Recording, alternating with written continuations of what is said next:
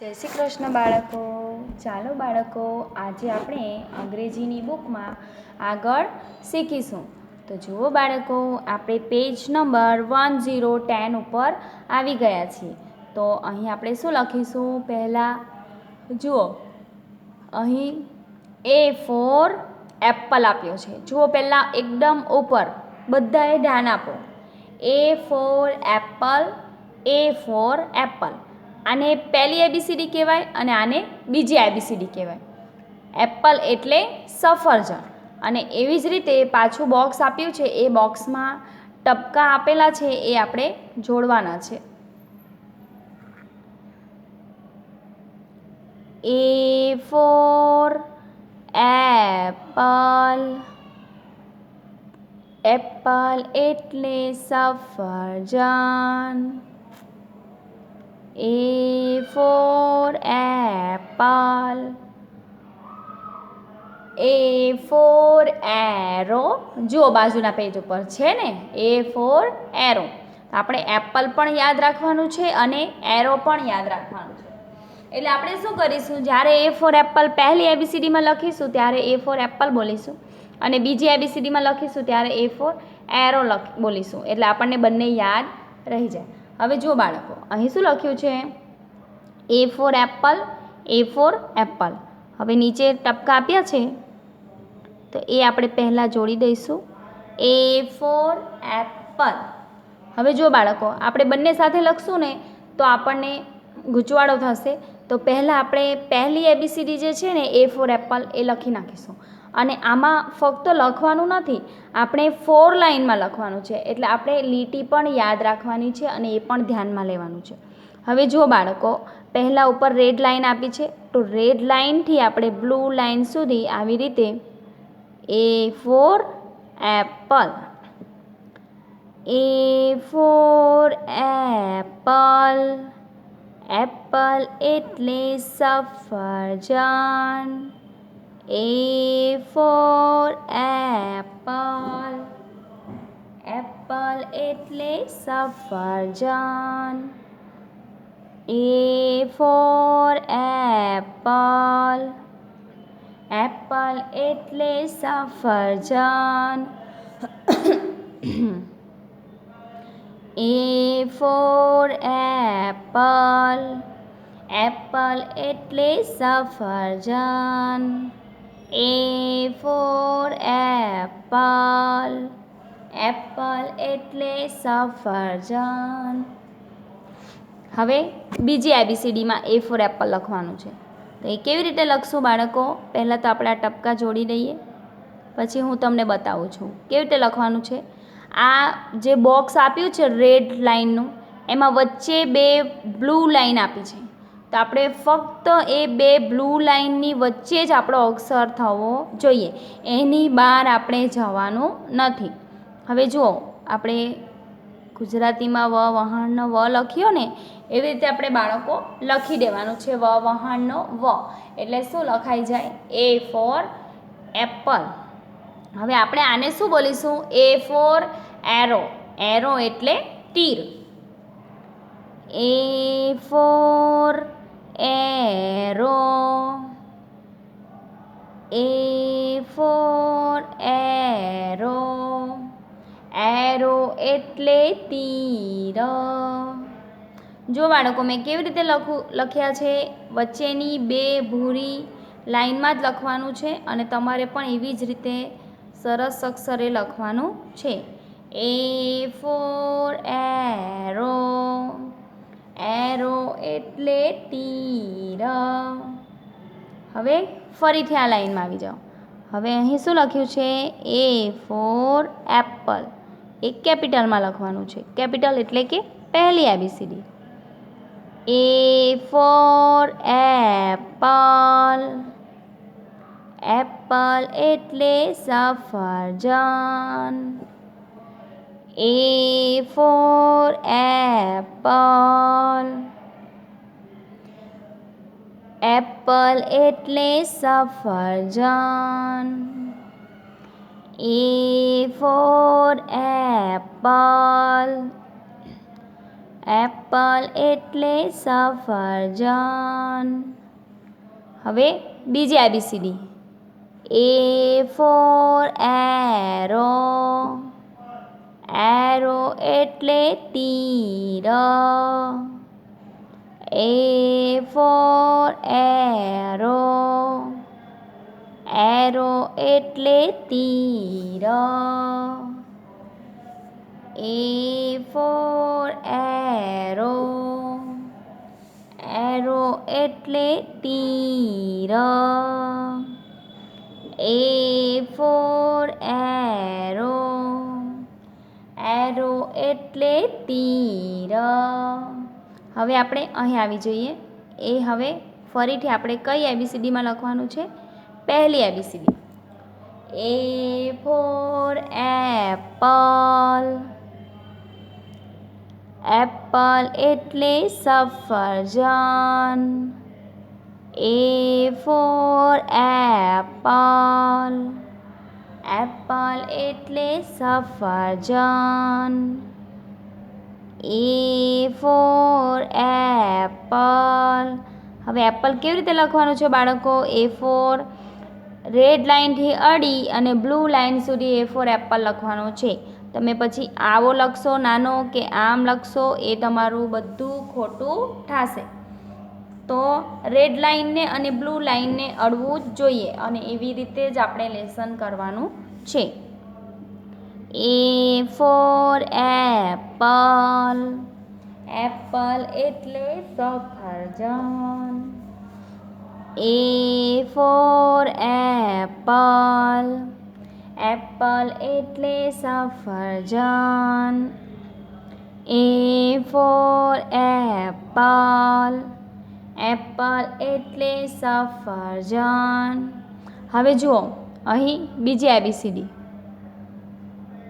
A for arrow. Arrow એટલે તીર. A for arrow. Arrow એટલે તીર. A for arrow. એરો એટલે તીર. A for arrow. એરો એટલે તીર. હવે નીચે જુઓ બાળકો. આલ્ફાબેટ A ની ફરતું ગોળ કરો. હવે આ બીજી ABCD છે ને A for apple એ આપણે શોધી અને દરેક શબ્દમાં શોધીને ગોળ કરવાનું છે. તો અહીં જુઓ પહેલાં A for apple. હવે નીચેના શબ્દમાં તમને A for apple ક્યાં દેખાય છે? અહીં. હવે આ શબ્દમાં જુઓ વચ્ચે આપેલો છે એના ફરતું ગોળ કરવાનું છે. અહીં પણ વચ્ચે આપેલો છે. જેટલા આપણને દેખાય A for apple એ આપણે શોધી અને ગોળ કરવાનું છે. અહીં લખ્યું છે બાળકો કે આ A for apple શોધી અને એની ફરતે ગોળ કરો. તો આપણે જેટલા દેખાય A for apple એના ઉપર ગોળ કરવાનું છે. હવે જો બાળકો આપણું આ પેજ નંબર 1010 અહીં પૂરું થાય છે. એવી જ રીતે આપણે લખ્યું ને એવી જ રીતે 4 લાઇનમાં આ 4 લાઇન કહેવાય 1 2 3 4 અને આ 2 ખાના છે એ 2 જ ખાનામાં આપણા બધા અક્ષરો આવે છે. તો હવે જુઓ આ જેવી રીતે લખ્યો છે ને A for apple અને A for apple એવી જ રીતે આ બાજુના પેજમાં આપણે હોમવર્ક કરવાનું છે. તો હવે આપણે ઇંગ્લિશની ચોપડી લખીએ છીએ એટલે માટે હું તમને સમજાવું છું કે આવી જ રીતે આપણે 4 લાઇનમાં આ બાજુના પેજમાં લેસન કરવાનું છે.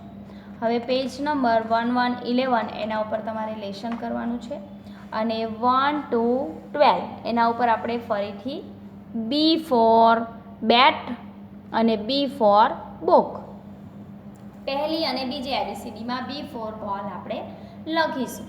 તો જુઓ બાળકો અહીં B for bat. B for book. બંને શબ્દો બાળકો આપણે વારાફરતી બોલીશું એટલે આપણને બંને ચિત્રો સાથે યાદ રહી જાય. તો આપણે જ્યારે પણ બુક આવે એટલે આપણે B for book સાથે જોડી શકીએ. ચલો તબકા જોડી દીધા આપણે ઉપર. ખાનામાં. હવે નીચે આવી જાઓ. બી ફોર બોલ અને બોલ પણ બોલી શકાય, બેટ પણ બોલી શકાય અને બુક પણ બોલી શકાય. રેડ લાઇનથી બ્લુ લાઇન સુધી સીધી લીટી કરો અને હાફ સર્કલ કરવાનું છે આપણે આ એક ખાનામાં અને આ બીજા ખાનામાં.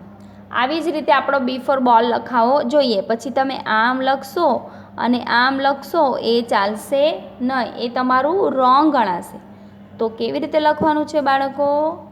રેડ લાઇનથી અડી આપણે ઊભી લીટી કરવાની છે અને અહીં એક હાફ સર્કલ અને એક બીજું હાફ સર્કલ. આવી રીતે બી ફોર બેટ, બી ફોર બેટ, બેટ એટલે બેટ, બી ફોર બેટ,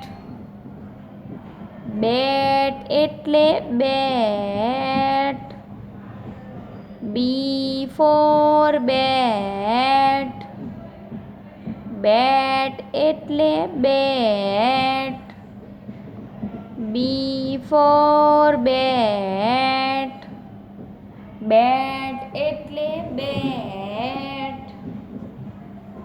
હવે બાજુમાં બીજી ABCDમાં લખવાનું છે. બી ફોર બુક. હવે આપણે અહીં બી ફોર બુક બોલીશું એટલે આપણને યાદ રહી જાય.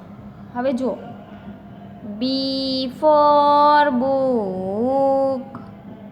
એ કેવી રીતે લખવાનું છે? રેડ લાઇનથી અડી બ્લુ લાઇન સુધી સીધી લીટી કરવાની છે અને હાફ સર્કલ ઉપરના ખાનામાં નહીં, નીચેના ખાનામાં કરવાનું છે. ક્યાં કરવાનું છે? નીચે એક જ ખાનામાં કરવાનું છે. ઉપરના ખાનામાં અને નીચેના ખાનામાં બંને ખાનામાં આપણે કરતા હતા એ હવે એક જ નીચેના ખાનામાં જ કરવાનું છે ફક્ત. એટલે આ બી ફોર બેટ, બી ફોર બુક, બુક એટલે ચોપડી, બી ફોર બુક, બુક એટલે ચોપડી, બી ફોર બુક, બુક એટલે ચોપડી.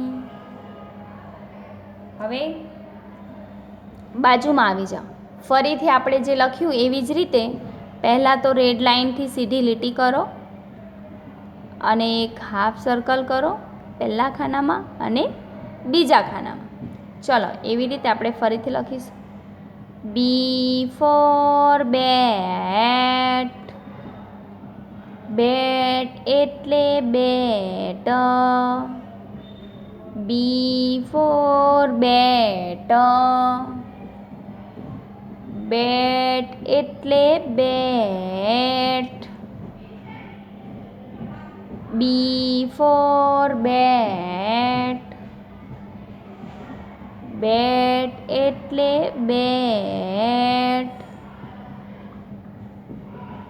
બી ફોર બેટ, બેટ એટલે બેટ, બી ફોર બેટ, બેટ એટલે બેટ. હવે જુઓ બાળકો, બાજુની લાઈનમાં આવી જાઓ. અહીં આપણે બીજી ABCDમાં બી ફોર બુક લખવાનો છે. તો પહેલાં રેડ લાઇનથી બ્લુ લાઇન સુધી સીધી લીટી કરો અને આ નીચેના જ ખાનામાં એક જ સર્કલ કરવાનું છે.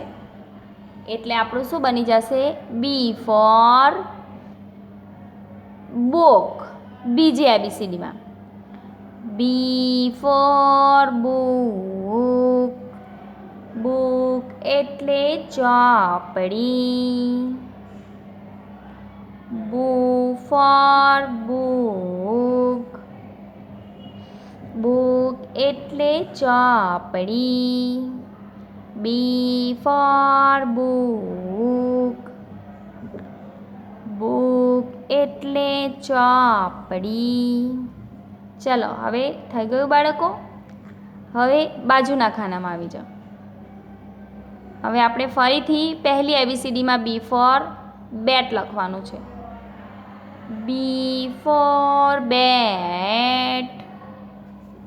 એવું નથી બાળકો કે પહેલી એબીસીડી બોલાવું છું ત્યારે બેટ બોલાવું છું એટલે એને જ બેટ કહેવાય અને બીજી એબીસીડીને જ બુક કહેવાય. બંને શબ્દો વાપરી શકાય. ચલો અહીં આપણે એવી રીતે બોલીએ, બી ફોર બુક. બુક એટલે ચોપડી. બી ફોર બુક.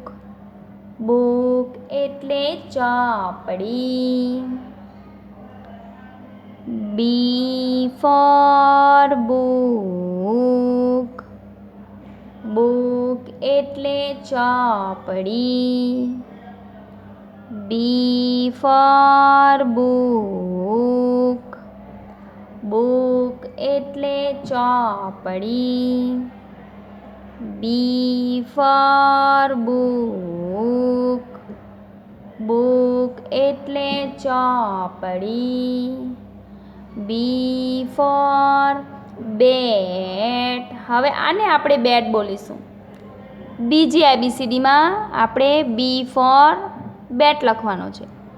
બી ફોર બેટ. બેટ એટલે બેટ. બી ફોર બેટ. બેટ એટલે બેટ. બી ફોર બેટ. બેટ એટલે બેટ. બી ફોર બેટ. બેટ એટલે બેટ. બી ફોર બેટ. બેટ એટલે બેટ. બી ફોર બેટ. બેટ એટલે બેટ. હવે જુઓ, આલ્ફાબેટ બી ની ફરતું ગોળ કરો. તો આપણે આલ્ફાબેટ બી એ શોધી અને ગોળ કરવાનું છે. તો જુઓ અહીં ક્યાં દેખાય છે તમને? બી ફોર બેટ. બી ફોર બેટ. બી ફોર બેટ. બી ફોર બેટ. બી ફોર બેટ. બી ફોર બેટ અને બી ફોર બેટ. હવે જુઓ બાળકો, બી ફોર બેટ આ રીતે આવશે અને ડી ફોર ડોગ આ રીતે આવશે.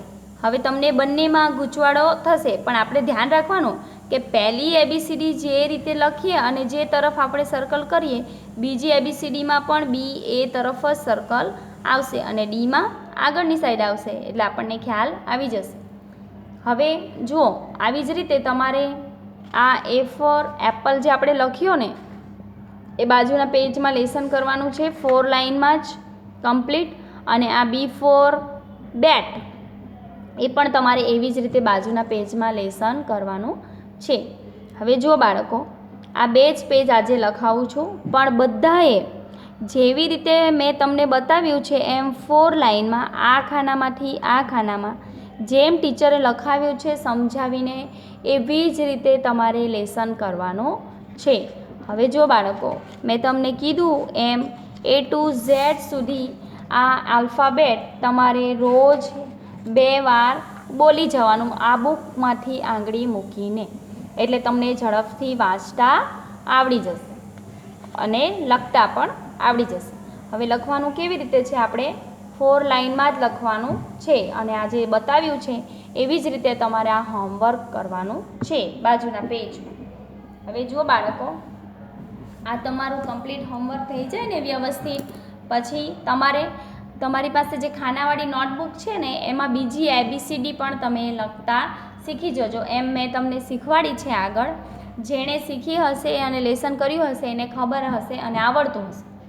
તો જો બાળકો, રોજ તમારે આ બુકમાં લેસન થઈ જાય ને પછી એ ખાનાવાળી બુકમાં પણ એકવાર પહેલી એબીસીડી, બીજી એબીસીડી, કથી જ્ઞ સુધી કલમ અને 1 થી 100 સુધીના એકડા એ આપણે સિનિયરમાં આવે છે, તો આપણે એ શીખી જવું જોઈએ. અને 1 થી 30 ઇંગ્લિશમાં એકડા, એ પણ આપણે રોજ એકવાર લખી નાખવાનું નોટબુકમાં, એટલે તમને ઝડપથી યાદ રહી જાય. અને તમારે બોલવાનું છે અને લખવાનું છે. મોઢું બંધ રાખીને તમે લખશો તો તમને કોઈ દિવસ યાદ રહેશે નહીં. ચાલો બાળકો, હવે આવતીકાલે આપણે ફરીથી મળીશું અને આ 1 to 12 અને 1 3 13 સુધી તમારે લેસન કરવાનું છે અને 1 4 14 પેજ ઉપર આપણે આવતીકાલે લખીશું. તો બધાએ 1 3 13 સુધી હોમવર્ક થઈ જવું જોઈએ. તો જય શ્રી કૃષ્ણ બાળકો.